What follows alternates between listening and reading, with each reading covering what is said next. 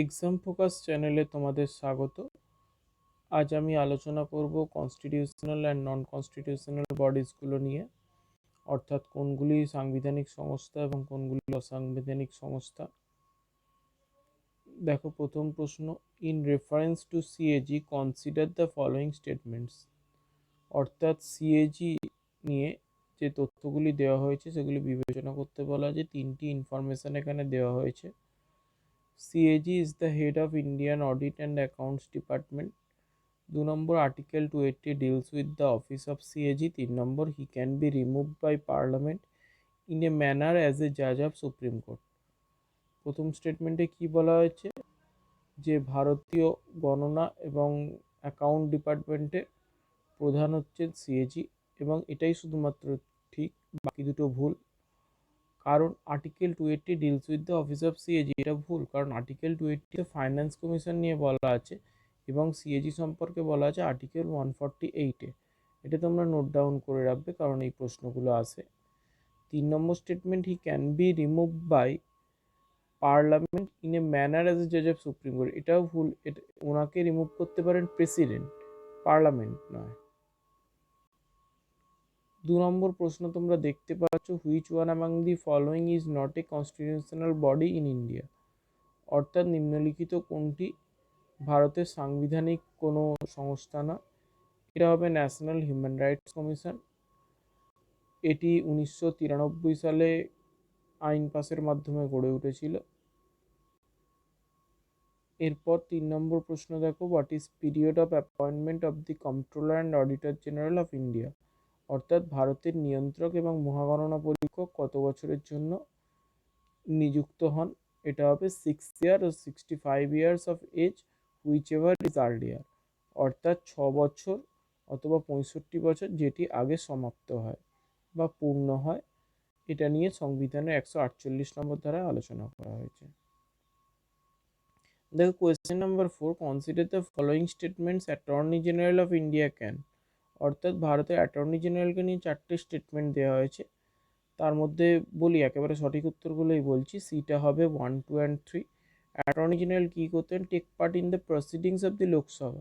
তিনি লোকসভার কোনো কার্যকলাপে অংশগ্রহণ করতে পারেন। 2 নম্বর, be a member of committee of the Lok Sabha. লোকসভার কোনো কমিটির মেম্বারও তাকে করা যেতে পারে। 3 নম্বর, স্পিক ইন দ্য লোকসভা। লোকসভায় তিনি বক্তব্য রাখতে পারেন। কিন্তু 4 নম্বরটি, ভোট ইন দ্য লোকসভা। লোকসভায় তিনি ভোটাভুটিতে অংশগ্রহণ করতে পারেন না। এরপর দেখো, the attorney general of India is appointed by. খুব সহজ প্রশ্ন, অ্যাটর্নি জেনারেল কার দ্বারা অ্যাপয়েন্টেড হন? না, দ্য প্রেসিডেন্ট অফ ইন্ডিয়ার দ্বারা তিনি অ্যাপয়েন্টেড হন। আর্টিকেল 76(1) বলা হয়েছে।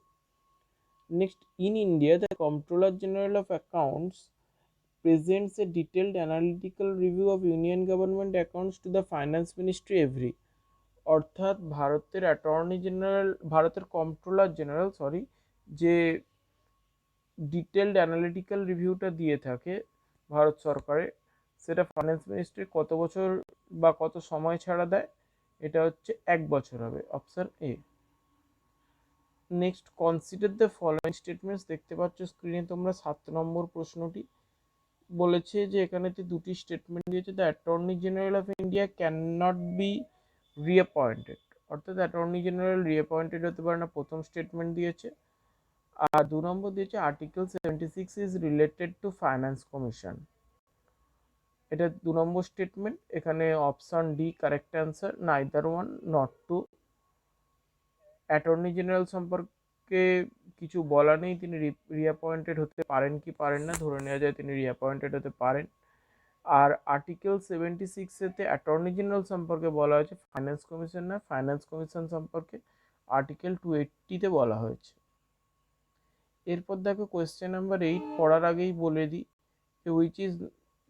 Which of the following is not the function of elections commission. এইটা হচ্ছে তোমার প্রশ্নের অপশানে একটু ভুল ছিল। দেখতে পাচ্ছ বি এরটা 1 and 2 করেছি, কারণ 1 and 2ই হবে, 3টা এর ফাংশন, সেই জন্য সেটা হবে না, 1 and 3 ছিল।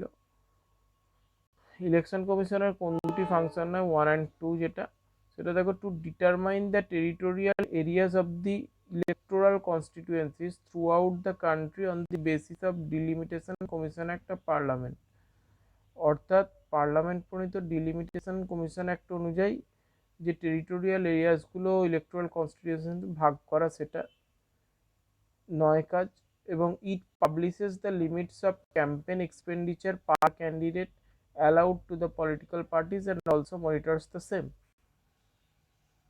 এবং যে ক্যাম্পেইন এক্সপেন্ডিচার প্রার্থীর জন্য করা পলিটিক্যাল পার্টিজের সেটা দেখাশোনা করা। এটি না, নেক্সট কোয়েশ্চেনে যাচ্ছি। Consider the following statements with respect to attorney general of India. Attorney general of India সম্পর্কে নিম্নলিখিত তথ্যগুলি দিয়ে বলেছে কোনটি কারেক্ট। এখানে তিনটি তথ্যই কারেক্ট। দেখো, he is appointed by the president, একদম ঠিক, আগেই বলেছি, article 76 sub article 1। Second, he must have the same qualification as are required by a জাজ অফ সুপ্রিম কোর্ট, অর্থাৎ সুপ্রিম কোর্টের বিচারপতির যে যোগ্যতা চাই ওনারও একই যোগ্যতা চাই। এবং 3 number, in the performance of his duties he shall have the right of audience in all courts of India, অর্থাৎ তিনি তার কার্য করতে গিয়ে বা কর্তব্য পালন করতে গিয়ে তার অধিকার আছে যে ভারতের যে কোনো কোর্টকে সেই বিষয়ে কাজ করতে নির্দেশ দেওয়া। কোয়েশ্চেন নাম্বার 10 দেখো, এখানেতে বলেছে সলিসিটর জেনারেল সম্পর্কে দুটি ইনফরমেশন দেওয়া হয়েছে। প্রথম স্টেটমেন্টে বলেছে the attorney general is assisted by a solicitor general and 4 additional solicitors general. আর 2 নম্বর স্টেটমেন্টে বলা হয়েছে the solicitor general for India is subordinate to the attorney general of India. বলছে কোনটি সঠিক, এটা অপশান ডি হবে, বোথ 1 and 2। যদিও বইয়ের উত্তরে অপশান সি ছিল, তোমরা সকলেই প্রায় জানো এই বইয়ের অনেক উত্তরই ভুল থাকে, কিন্তু আমি সেই উত্তরগুলো সংশোধন করেই তবে পড়াই। অবশ্যই অ্যাটর্নি জেনারেলকে সাহায্য করার জন্য সলিসিটর জেনারেল আছেন এবং 4 জন অতিরিক্ত সলিসিটর জেনারেল আছেন। এবং এ প্রসঙ্গে জেনে রেখো যে এখন বর্তমানে সলিসিটর জেনারেল আছেন তুষার মেহতা। 2 নম্বর statement, the solicitor general for India is subordinate to the attorney general of India. এটাও ঠিক যে ভারতের সলিসিটর জেনারেল অ্যাটর্নি জেনারেলের অধীনে থেকে কাজ করে। Next, which of the function false under advisory jurisdiction of election commission, অর্থাৎ নির্বাচন কমিশনের উপদেষ্টামূলক কার্যাবলীর মধ্যে কোন কাজটি পড়ে নিম্নলিখিত। এটা দেখো, এটা হবে post election disqualification of sitting members of parliament and state legislature, অর্থাৎ সংসদ বা রাজ্য আইনসভার কোনো সদস্যকে যদি নির্বাচন পরবর্তীকালে ডিসকোয়ালিফিকেশন করা হয় তার দেখাশোনা বা তদারকি করা। এটা নির্বাচন কমিশনের অ্যাডভাইজারি জুরিসডিকশন বা উপদেষ্টামূলক কার্যক্ষমতার বাইরে।